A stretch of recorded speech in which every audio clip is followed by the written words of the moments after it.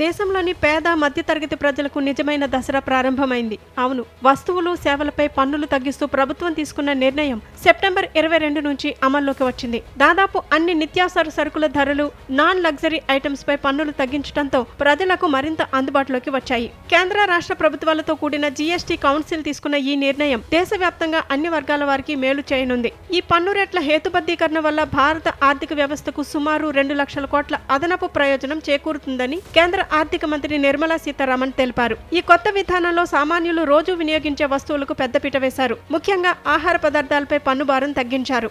Pack చేసిన పాలు, పన్నీర్, చపాతీలు, పిజ్జా, బ్రెడ్ వంటి వాటిపై పన్నును పూర్తిగా రద్దు చేశారు. గతంలో 18% పన్ను స్లాబ్లో ఉన్న వెన్న, నెయ్యి, dry fruits, coffee, ice cream, జాములు, కెచప్లు, బిస్కెట్ల వంటి అనేక నిత్యావసర వస్తువులను 5% స్లాబ్లోకి తీసుకొచ్చారు. పండుగ సీజన్ను దృష్టిలో ఉంచుకుని టీవీలు, ఫ్రిడ్జ్లు, వాషింగ్ మెషిన్లు, ఏసీల వంటి గృహోపకరణాలపై పన్నును 28% నుంచి 18% తగ్గించారు. చిన్న కార్లు, 350cc లోపు మోటార్ సైకిళ్లపై పన్ను 18%గా ఉంటుంది. పర్యావరణ హితమైన ఎలక్ట్రిక్ వాహనాలపై కేవలం 5% పన్ను మాత్రమే విధించనున్నారు. ఆరోగ్య, జీవిత బీమా ప్రీమియంలపై పన్నును పూర్తిగా తొలగించారు. అత్యవసర మందులు, వైద్య పరికరాలపై 5% పన్ను వర్తిస్తుంది. పెన్సిళ్లు, పుస్తకాలు, మ్యాపుల వంటి స్టేషనరీ వస్తువులపై పన్ను రద్దు చేశారు. అలాగే నిర్మాణ రంగానికి ఊతమిస్తూ సిమెంట్ మీద పన్నును 28% నుంచి 18% తగ్గించారు. 7,500 లోపు హోటల్ గదులు, ఎకానమీ విమాన టికెట్లపై 5% జీఎస్టీ ఉంటుంది.